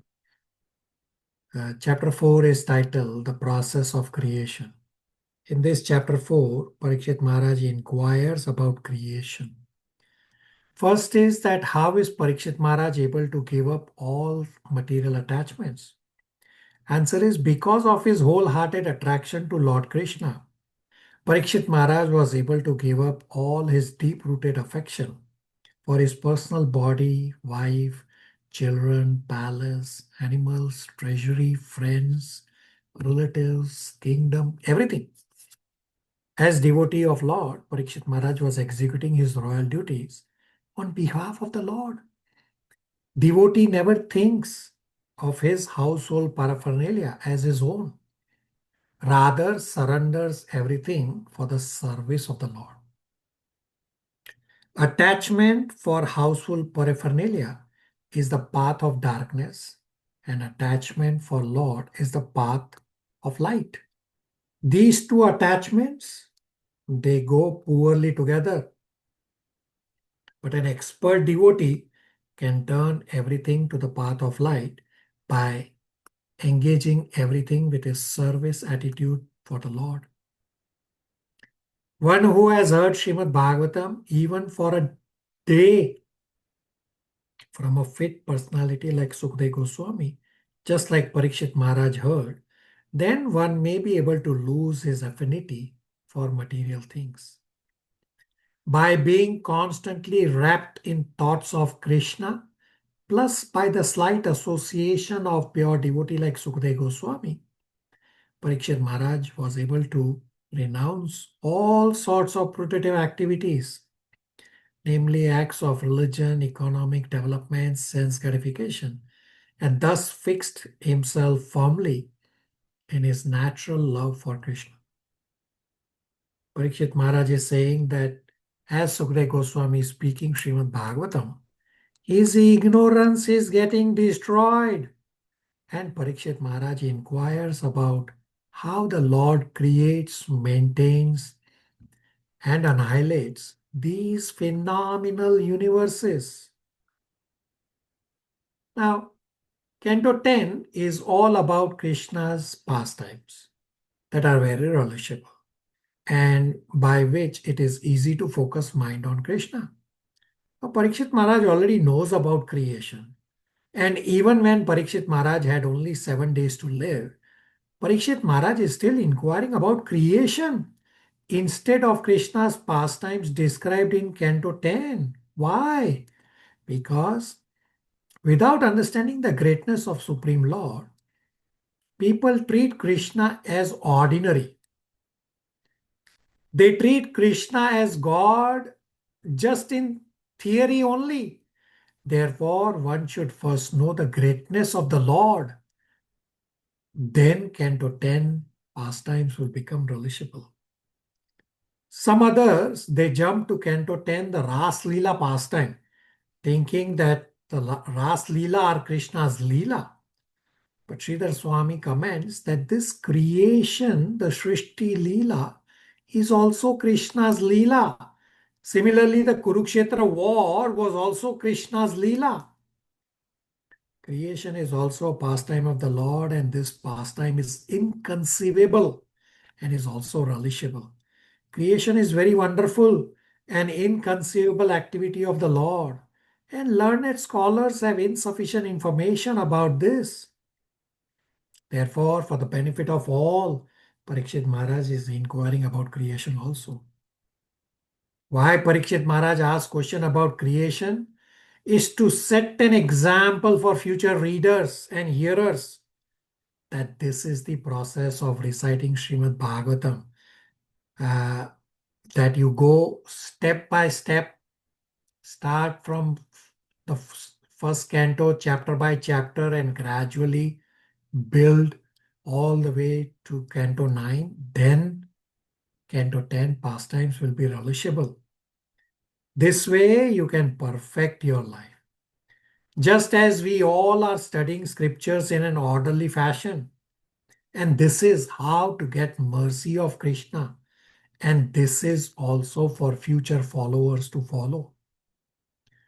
And more importantly, Sukadeva Goswami also did not say to Parikshit Maharaj that Parikshit Maharaj, you should hear the transcendental Vrindavan pastimes of the Lord described in Canto 10. No, he did not say that. One must first of all know how the external energy of the Lord is working under the direction of the Supreme Lord, as is described in Bhagavad Gita 9.10, Maya Adhyakshina Prakriti. And then one may be able to enter into the activities of his internal energy. Therefore, do not neglect this knowledge of Krishna, the Srishti Leela knowledge also. Upon Parikshit Maharaj's inquiry about creation, Sukadeva Goswami will repeat the conversation between Narad Muni and Brahmaji. And before reciting to Parikshit Maharaj, Sukadeva Goswami will first recite the Mangalacharan prayers to glorify Krishna and seek permission to speak. Today we have already built a lot of foundation for Srishti Leela, and soon we will hear from Pragya on Srishti Leela for chapter 5. That's a quick summary of chapter 4. Any questions, comments, realizations?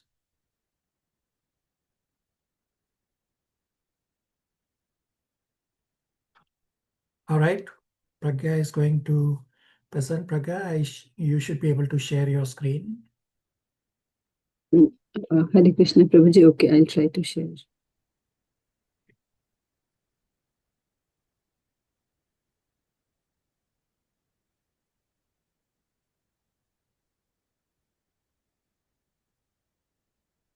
Can you see it, Prabhuji?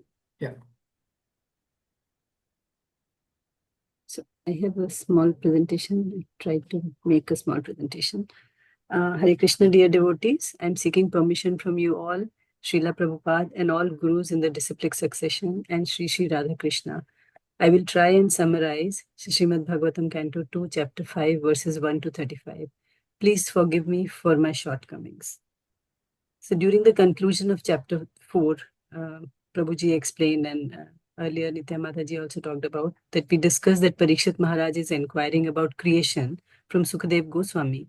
Srila Narad Muni had made same inquiry about creation to Brahmaji. Brahmaji gave Narad the same knowledge that he had originally received from the Supreme Lord. So to answer Parikshit Maharaj's question on creation, Sukadeva Goswami repeats that discussion. And in this chapter, we are going to savor that discussion. Questions on creation are inquiries about Srishti, and Srishti is also a Leela of Sri Krishna that Prabhuji just now explained. Discussion on creation gives us Atmagyan, knowledge about soul and supersoul. Narad Muni chooses the path of submissive inquiry to understand creation. He, Narad Muni, follows the science of parampara or the path of disciplic succession by approaching Brahmaji. Brahmaji, the first-born living entity, had received knowledge directly from the Supreme Lord. Transcendental knowledge is not a commodity to be bought. For a student, the requirement is that it must be attained through surrender, through submissive inquiry, and sincere service to qualified spiritual master. Narad Muni acknowledges that Brahma knows the past, the present, and the future of the universe with scientific clarity, as if the entire cosmos was a walnut held in the grip of his palm. Narad Muni asks for factual description of the manifest world, specifically seeking to understand the symptoms and background of creation. How is the Srishti created and conserved? Under whose ultimate control it functions? While Narad Muni is inquiring about creation, he is also trying to probe the source of power. Narad Muni inquires about independence of Brahmaji. He asks whether Brahma has created all entities alone through his own energy, or if he stands under the protection and subordination of a higher authority. While inquiring about independence, Narad Muni says that to an observer, Brahmaji appears self-sufficient. He provides the spider analogy. The spider also appears self-sufficient as it easily manifests a complex network of cobwebs from its own body without any external help. Modern scientists want to challenge the inconceivable potency of the Lord by measuring him with their brain. That also has been awarded by the Lord. Srila Prabhupada gives the frog in the well analogy to explain even the scientist's brain has limitation and it cannot explain the Lord's superintendence. So Narada realizes that even a creator as powerful as Brahma must have a source for his intelligence. Then another doubt that rises in Narada's mind is because he observes Brahma, the supposed creator of all, performing severe austerities and meditation in perfect discipline. Seeing his father in meditation leads Narada to recognize that there is a higher truth superior to Brahma, as the truly supreme being has no need to worship anyone else. So for understanding the queries of Narad Muni, I just was thinking of some analogy that we can think of a relationship between Narada and Brahma, like a student and a student pilot and a master captain. While the captain appears to be the sole master of the aircraft, the student pilot intelligently realizes that captain follows a higher set of flight laws and communicates with the ground controller who provides the ultimate direction and power for the journey. So, after hearing Narad Muni's inquiries, Lord Brahma clarifies the illusion and confirms that he is a dependent creator. While he appears powerful, his light is merely a reflection he creates after the Lord's primary creation, using Lord's personal effulgence, the Brahma Jyoti, much as the moon and stars reflect the sun. Brahmaji says that Vasudeva is the supreme authority. The Vedas, demigods, planets, and sacrifices are all ultimately meant for and controlled by Vasudeva. All meditation, austerities, and transcendental knowledge are also aimed to realize a glimpse of Narayan. Brahma admits to Narad Muni that he only discovers what has already been created by the Lord under the Lord's vision as the all-pervading Supersoul. The Supreme Lord is transcendental to material qualities or gunas, but accepts goodness, passion, and ignorance through his external energy to facilitate the world's maintenance, creation, and destruction. Those bewildered by Lord's illusory energy, Maya, remain bonded in I, me, and mine, thinking that they are the independent doers. However, the Lord remains the superseer and controller of everyone, including Brahma himself. Brahmaji answered Narad's query on who the source of power was. Now he explains the mechanics of cosmic manifestation. To understand this, we follow the chart that we discussed in the last class. How does Mahat Tattva or the material universe evolve? It evolves as the Lord's expression through his various potencies. It encompasses all physical realities, leading to the manifestation of time, fate, and nature. From Mahat Tattva, false ego or ahankar is generated, having three features: goodness, passion, and ignorance. Goodness, it generates the mind and the demigod, sun god, fire god, etc., that we had discussed. Passion, it generates 10 senses, 5 for knowledge and 5 for action, Gyanendriya and Karmendriya. So the Gyanendriya are ear, skin for touch, eye, tongue, and nose. And the Karmendriyas are leg, hands, anus, genital, and the throat for sound. Ignorance generates elements of it generates 5 physical elements. Elements evolve through a chain of cause and effect, and each element has a subtle form. Ether has sound. Everything started with sound. Therefore, Hare Krishna Mahamantra, which is sound, is very important, and it helps us in going back to Godhead. Air has sound, as also touch, as they are manifested from each other. Fire has sound, touch, and also form. Water additionally has taste, and earth has all the above 4 subtle forms and also odor.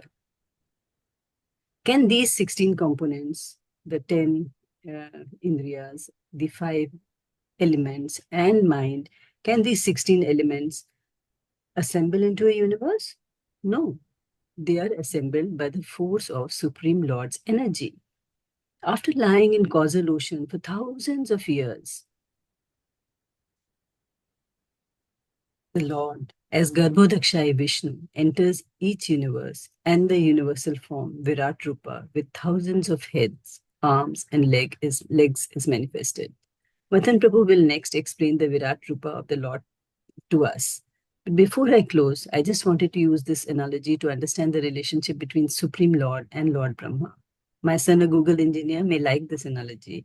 It is like that of a computer programmer and a software user. The programmer, the Supreme Lord, writes the code, designs the operating system and provides hardware energy. The user, Lord Brahma, then opens the program and uses the pre-existing tools to create an app, while the software user is the one seen as creating the app. Its creation was entirely dependent on the primary architecture provided by the programmer, the Supreme Lord. So I stop here. Please excuse me for my weak understanding and expression. Om Namo Bhagavate Vasudevaya. Om Namo Bhagavate Vasudevaya. Om Namo Bhagavate Vasudevaya. Hare Krishna. Very good. Matan Prabhu.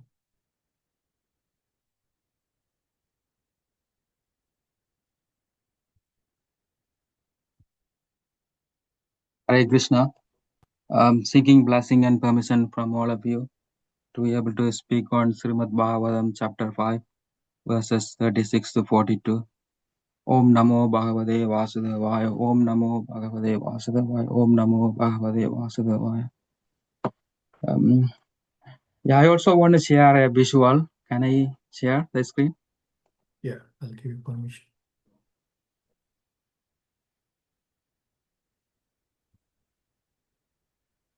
Go ahead, Prabhu. Okay.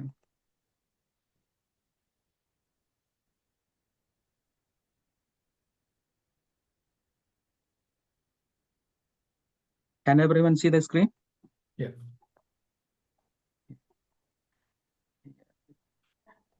Yeah, first I will describe about the universal form that Arjuna in Bhagavad Gita chapter 11. Arjuna personally requested Lord Krishna to show his form. Lord Krishna then manifested the universal form by his own will. Arjuna was given divine eyes to perceive it. Arjuna saw innumerable heads, countless eyes, unlimited arms, all demigod, universes, time, destruction, and creation simultaneously present. This form was terrifying. Krishna showing Krishna as time itself, devouring all warriors. Few devotees generally do not desire to see the Vishwarupa because it is very prideful and impersonal experience. Devotees prefer Krishna's sweet personal 200 form, Syama Sundar, which we can do loving exchange rasa. Arjuna wanted to give conclusive, establish conclusively that Krishna is Bhagavan, Supreme Personality of Godhead. In Srimad Bhagavatam, Narad Muni asked Lord Brahma questions for the benefit of conditioned souls. The universal form is imagined conception. It is not eternal or ultimately real. It is not false or misleading. Here, different philosophers give different interpretation because Virat Rupa is not eternal form of the Lord, constructed according to their angular vision. Philosophers known as jnanis, they analyze it through the matter and elements. Virat Rupa is temporary. Lord personal form is eternal.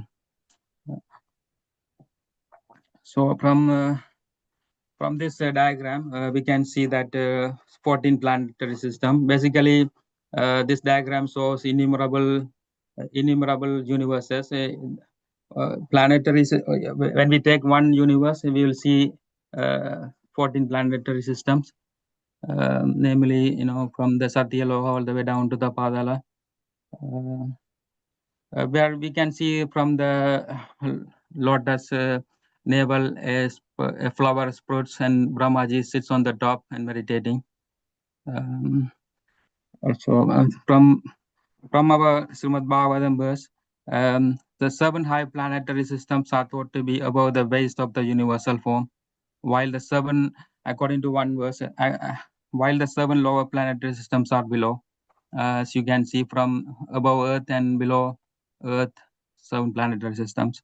And then according to another interpretation, there are 4 Varnas, Brahmana, Kshatriyas, and Vaisya, Sudra. Brahmana corresponds to the mouth. Kshatriya meant to give protection and they represent his arms.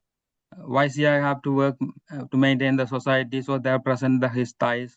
Sudra have to work, have to serve all the upper 3 classes, so they are his legs. According to another verse, the lower planetary systems up to the earthly realm are said to be situated in his legs.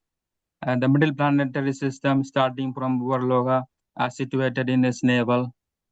The high planetary system where demigods and great sages reside are situated in his chest. Janakaloka and Tabaloka are positioned from the upper chest to the neck of the universal form. Satyaloka, the higher planetary system, is the material cosmos. It is located on the head of the form. According to another verse interpreted by Jnanisar, 7 lower planetary system, which start from earthly realm, is located on different parts of the Brad Ruba, which is Adala Ruba at the base, Vidala at the thighs, Sudala at the knees, Talatala at the chanks, Mahatala at the ankles, Rasatala at the upper part of the feet, Padala at the soles of the feet.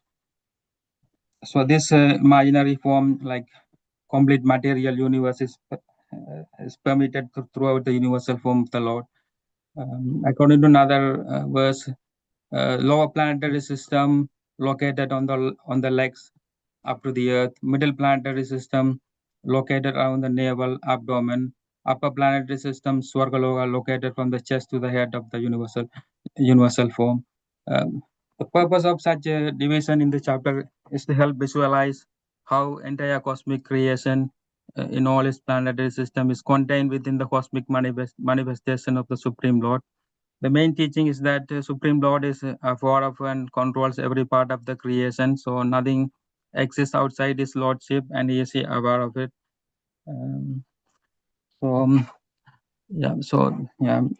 Please point me for any shortcoming. That's about it. So. All right. Questions, comments, realizations for the presenters, Pragya and Matan Prabhus? Thank you again, Pragya Mataji and Matan Prabhu, for the wonderful, impactful presentations. You've explained such great concepts.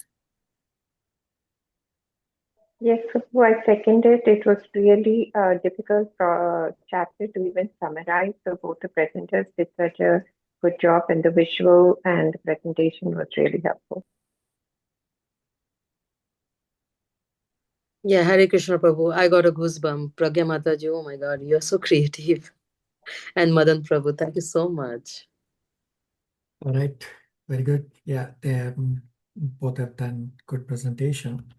So I will also quickly summarize chapter 5, and I'm going to show you the visual from Canto 3, Chapter 5. So although we are discussing Canto 2, Chapter 5, where we saw one visual for the creation part, which was there on Pragya's slide as well, to make it crystal clear, I'm going to show you the visual from ahead Canto.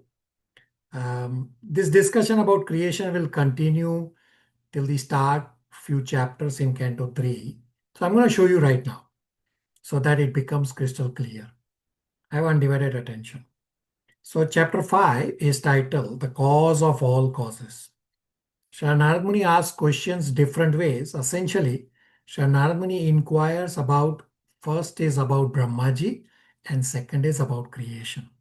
The parampara system of acquiring knowledge is perfect process that Narad Muni adopted by making submissive inquiry to Brahmaji. Therefore, Srila Prabhupada says that one has to satisfy Guru by his sincere service, and then the self-realized Guru can impart knowledge, and only then Jiva can know knowledge of soul and supersoul. Exactly what is described in Bhagavad Gita 4.34, the spiritual master verse. Tad vidhi paripatena pariprashnena sevaya upadekshanti te jnanam jnanina tattvadarshina. So Narad Muni is inquiring heavy points such as how and why Jiva is infatuated with Maya, therefore is infatuated with I, me, mine. And who is in the background? Under whose shelter this is sustained? Is this all created just by chance? Some people say there is no creator. This creation happened by chance. Therefore, Narad Muni is asking, is it created by all? Or is there a superior energy involved in creation? And Narad Muni is asking Brahmaji that please narrate the secret, the truth behind creation. Brahmaji glorifies questions asked by Narad Muni, and Brahmaji saying that Narad Muni is being merciful to all. Your inquisitiveness is going to benefit all, and your inquiries are manifestation of your mercy on me also. This is what Brahmaji is saying, that this is mercy on Brahmaji also. This is the quality of a speaker, that when a speaker hears a question about Supreme Lord, he sees this as a good fortune to narrate about the Supreme Lord. So Narad Muni has inquired that you, Brahmaji, are you the only creator? Brahmaji says, as you see my activities, what you have said is not false.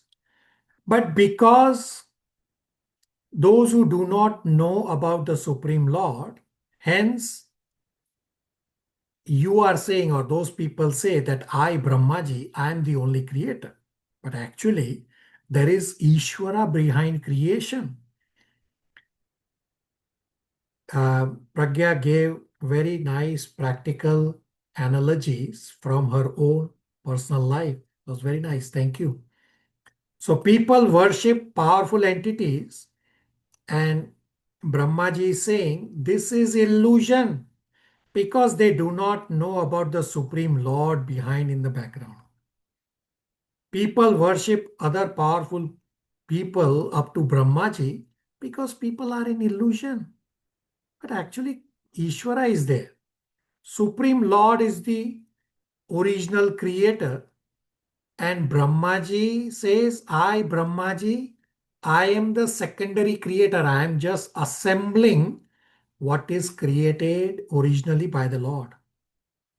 So let us understand how Supreme Lord creates, or how Supreme Lord is the original creator with an example, a question from different angles. So just as a pot maker makes pot from the soil,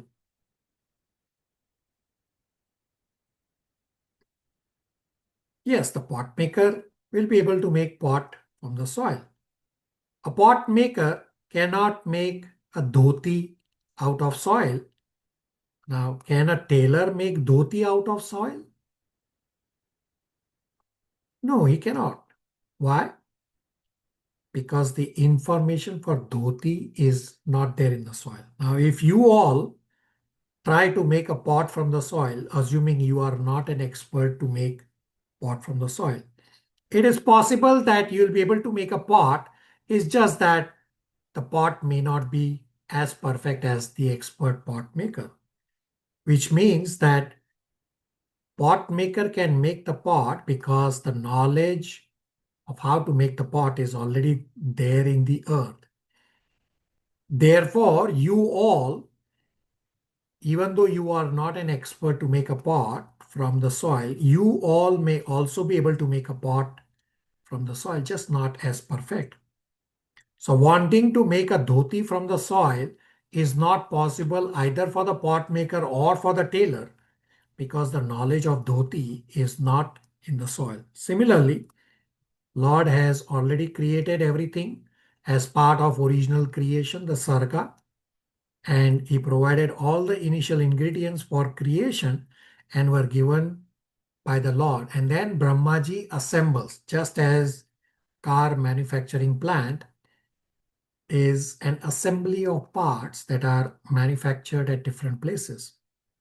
So Brahmaji describes how the Lord creates the cosmos, that creation is essentially assembly of various parts. So we saw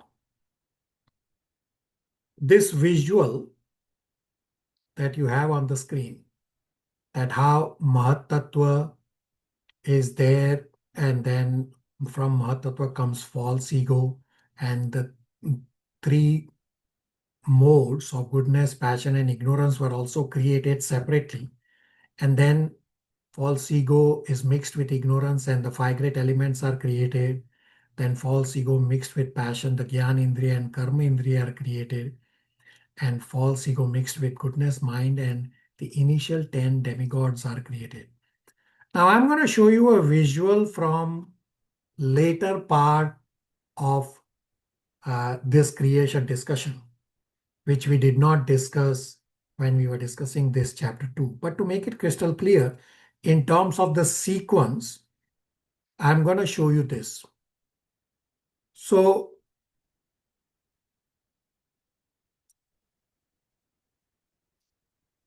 originally, there was only Krishna, the Supreme Lord. For material world creation, he first created Karnodakshay Vishnu, who does the initial creation part. The first thing that gets manifested is Kala, time. And jivas are anyway already existing, and it is the imperfected jivas who get pushed down to material existence. So they are anyway there. Next, through his glance, with the help of time, the swabhava of the jivas is infused in material energy, the pradhan. From pradhan, the three modes, which were anyway there in unmixed state, meaning mode of goodness was sitting in one corner, mode of passion was sitting in another corner, mode of ignorance was sitting in another corner. From this step onwards, at each of the next steps, three things are required. Karnodakshay Vishnu's glance, Kala, and Mahat Tattva, all are required simultaneously for each of the next steps.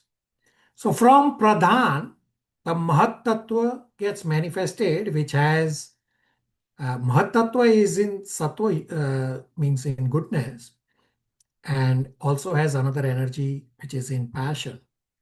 Then from Mahat Tattva comes Ahankar or ego. Ego is primarily in ignorance.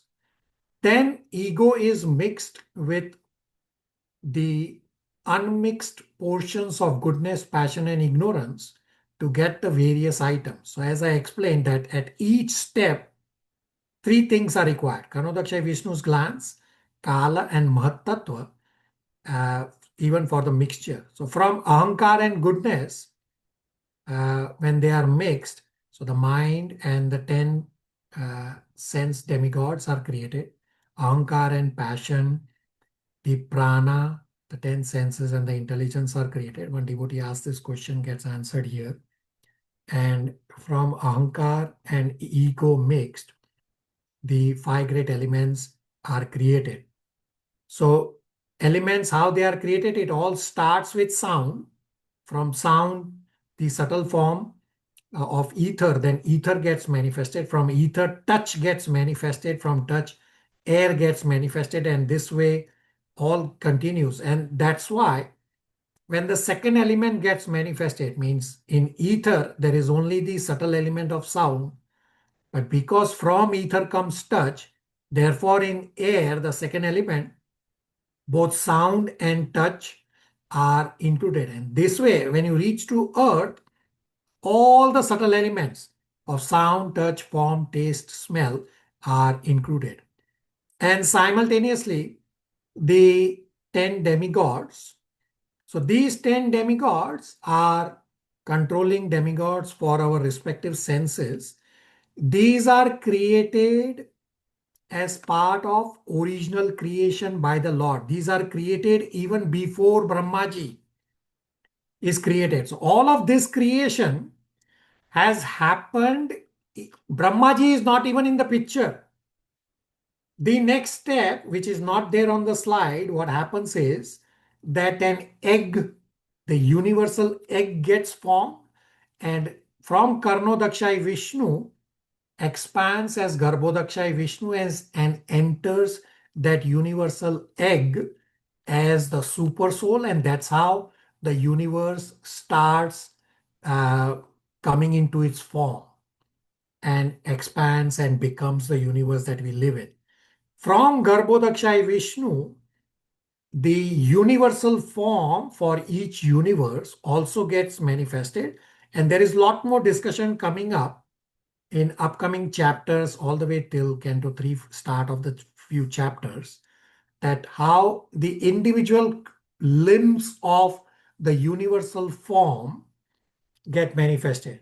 So that universal form is the actual universal form described it in Bhagavad Gita. Yes, the description is here.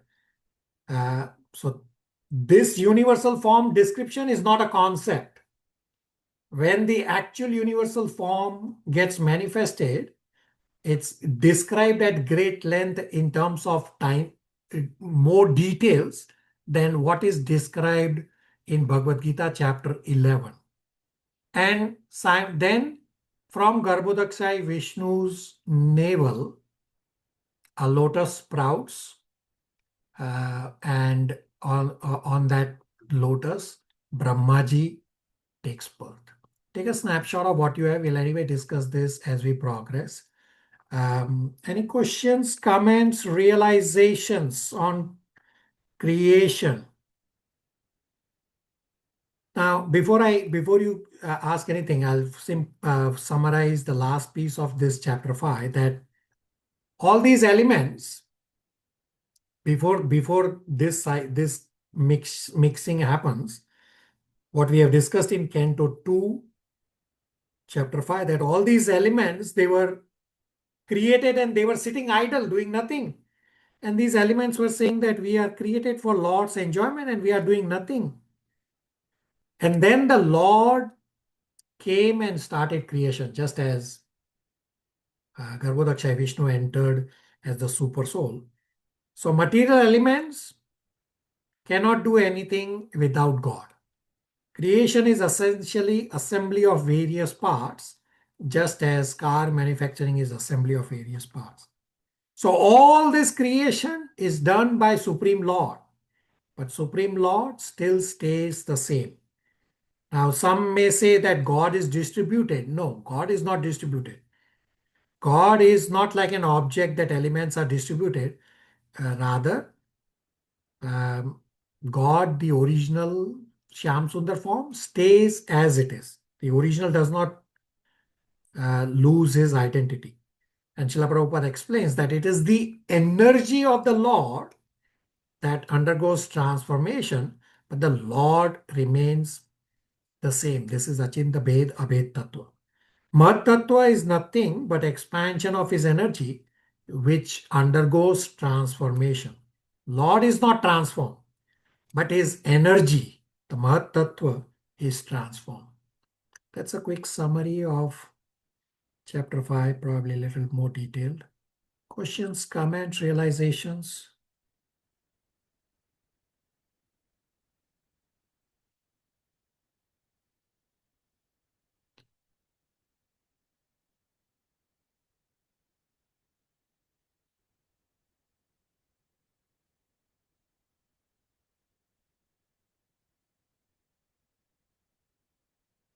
All right. So for your next class, I request all of you to please read Canto 2, Chapter 6. And at the start of our class today, I shared a couple of lectures for you to stay occupied during the holidays. So I will share again. Some of you joined partway through because of technical difficulties. So first I'm going to share Sanskrit and how to take darshan. And I'm also going to share Srimad Bhagavatam, Canto 3, Chapter 8, verses 13 to 23 on how to meditate. So just as Divya perfectly described in her presentation on how to take darshan is also described by Bhakti Yoga Prabhu, and the verses from Bhagavatam, Canto 3, Chapter 28, 13 to 33 will help in practicing the meditation. Next, I'm also going to share a lecture on Ekadashi, so you can listen and keep yourself occupied during the holidays. And further, anybody interested, you can also listen to my lecture on Srimad Bhagavatam for one verse, 1.7.22, that how I have given about a 30-minute lecture on one verse covering so many topics. So only a couple devotees have heard that lecture. And the fourth lecture that I already asked those who came for services as well as others far away from Toronto, that how to listen to Srila Prabhupada's lecture for your next level of mind control. Only some devotees took that lecture from me. So it's an option for you all to listen to all those lectures and stay occupied in Krishna conscious activities during the holidays. Everybody downloaded, or if you are not able to download, you can always get it from me offline. Thank you all for tolerating about 10 extra minutes. We'll stop here. Hare Krishna, everybody. Thank Hare you, Krishna. Prabhuji. Hare Krishna. Thank you.